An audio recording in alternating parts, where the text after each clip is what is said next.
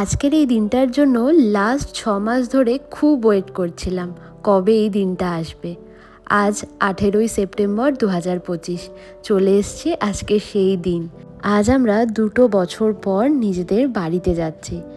এখন বিকেল 4:15 মতো বাজে ইউকে টাইমে, আর আমরা এখন বেরিয়ে পড়লাম। এতদিন পরে যে বাড়ি যাচ্ছি তার জন্য তো একটা এক্সাইটমেন্ট কাজ করছেই, তার থেকেও একটা বড় ব্যাপার কি, দুটো বাড়ির কেউই জানে না মা বাবারা যে আজকে আমরা যাচ্ছি আর কালকে পৌঁছে যাব। বাড়ির আত্মীয় স্বজন সবাই জানে আমরা 19 তারিখ বেরোবো আর 20 তারিখ পৌঁছাবো।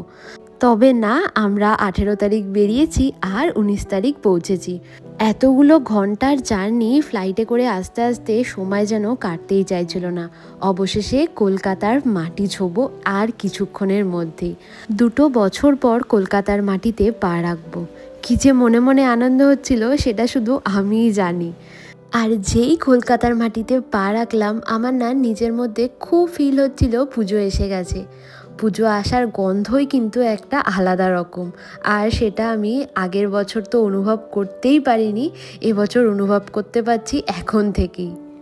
উঠে পড়েছি গাড়িতে, আর কিছুক্ষণের অপেক্ষা, আর তারপরেই মা বাবার সাথে কিন্তু দেখা হবে। চলুন আজকের মতো ভিডিওটা শেষ করছি, আর আমার পরবর্তী ব্লগগুলো কিন্তু অবশ্যই দেখবেন, আর দেখে জানাবেন কেমন লাগছে আমাদের এই ইন্ডিয়া ট্যুরের ব্লগগুলো।